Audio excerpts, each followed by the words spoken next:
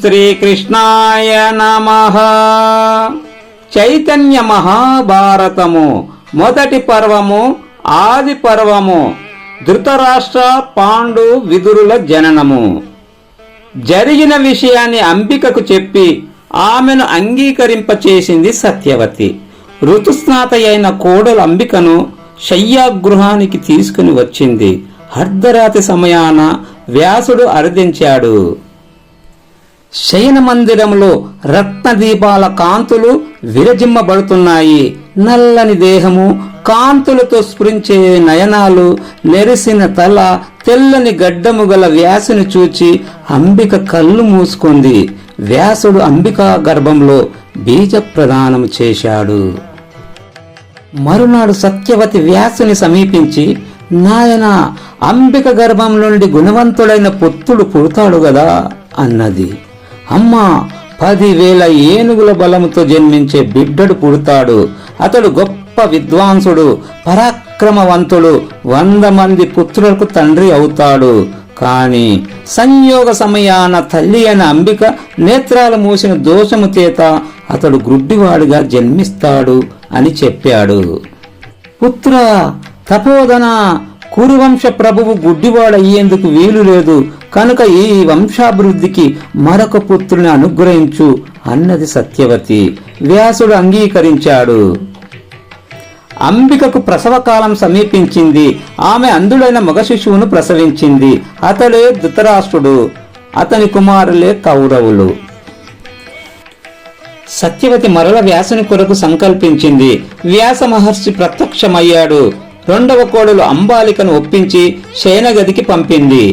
జుట్టు, గడ్డం, మీసాలతో అదోలా ఉన్న వ్యాసును చూచి అంబాలిక తెల్లబోయింది. సమాగమ సమయాన పాలిపోయిన ముఖంతో ఉండింది. అంబాలిక, నన్ను చూచి వివర్ణురాలవయ్యావు కనుక నీకు పుట్టబోయే పుత్రుడు పాండువర్ణంతో ఉంటాడు. అందరూ అతనిని పాండు అని పిలుస్తారు అని చెప్పాడు వ్యాసుడు. ఈ విషయాన్ని సత్యవతి వద్ద కూడా ధృవీకరించాడు. నాయనా, నేను పిలిచినప్పుడు వచ్చి మరొక పుత్రుని అనుగ్రహించు అన్నది సత్యవతి. సరేనన్నాడు వ్యాసుడు. వంశాభివృద్ధి జరగాలనే ఉద్దేశంతోనే సత్యవతి వ్యాసుని ఆహ్వానించి ఆదేశించింది. సంతానము వంశాభివృద్ధికే గాని ముఖ్యంగా వ్యాసుని విషయంలో కామతృప్తికి కానే కాదు. అలాంటప్పుడు వ్యాసుని రూపాన్ని చూచి అంబిక కళ్ళు మూసుకొని అంధుడైన బిడ్డకు తల్లి అయింది కనుక అంబాలిక విషయంలో సత్యవతి జాగ్రత్త పడి ఉండవలసింది. అంబాలికకు మార్గాన్ని సుగమం చేసి ఉండవలసింది. వ్యాసుని విషయంలో మనోవికారాలు లేకుండా ప్రశాంతంగా ఉండగలిగితే సర్వలక్షణ లక్షితుడైన బిడ్డకు తల్లి కావచ్చునని చెప్పి ఉంటే బాగుండేది. వ్యక్తి ప్రధానం కాకుండా విషయ ప్రధానంగా సాగే ఈ మహాకార్యం కేవలం సంతానం కొరకే, అది కూడా వంశాభివృద్ధికేనని స్పష్టం చేసి ఉంటే సమ్యక్తనోతీతి సంతానం. అంబాలిక అలా వివర్ణురాలయ్యేది కాదు, బిడ్డ పాండువర్ణంతో పుట్టేవాడు కాడు. మహానియతితో జ్ఞానేశ్వరంతో శోభించే ఈ జగత్తులో జరిగేవన్నీ మనకు తెలుస్తూ ఉంటాయే గాని అర్థం కావు. ప్రారబ్ధాలు దృఢంగా ఉండే విషయాలలో వాటిని మార్చాలనే ఆలోచన కూడా స్ఫురించవు. సమయాలు దాటిపోతే సదుపదేశాలు ఉపయుక్తం కాలేవు. అయితే ఇక్కడ పాండురాజు అంటే ముఖం తెల్లబోయి ఉంటాడు అనే గాని కొందరు వ్యాఖ్యానించినట్లు ఆయన పాండు రోగి కాడు. పాండురాజు అందంగానే ఉంటాడు. కాకపోతే రూప సౌందర్య లావణ్య రాశి కుంతీదేవి స్వయంవరంలో పాండురాజును ఎందుకు వరిస్తుంది?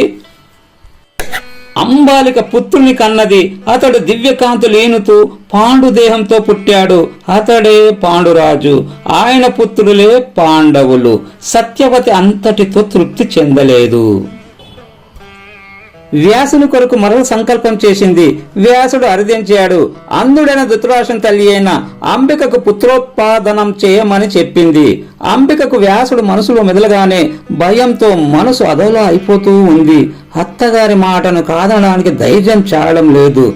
అంబిక ఆలోచించింది. తన దాసీ గణంలోని ఒక దాసిని పిలిచి చక్కగా అలంకరించి వ్యాసుని కొరకు శయన మందిరానికి పంపింది.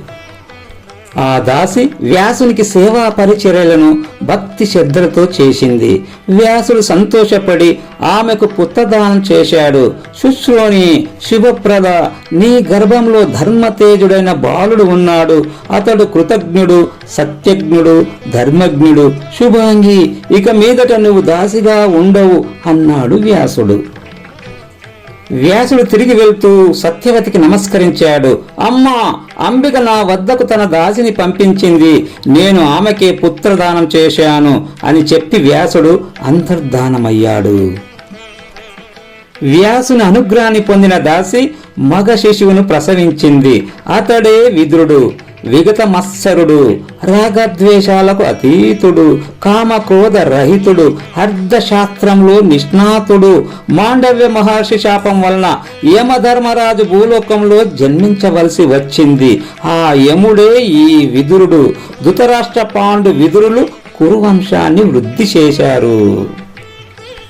మహర్షి వైశంపాయన మాండవ్య మహర్షి యమధర్మరాజును ఎందుకు శపించాడు? దాసియేనులో జన్మించమని ఎందుకు శాపం పెట్టాడు? యమధర్మరాజు చేసిన దోషమేమిటి? ఇవన్నీ నాకు సవిస్తరంగా చెప్పండి అని సర్పయాగ మంటపంలో జనమేజయ మహారాజు వైశంపాయనుని ప్రశ్నించాడని సూతుడు నైమిషారణ్యంలో శౌనకాది మునులకు తెలిపాడు.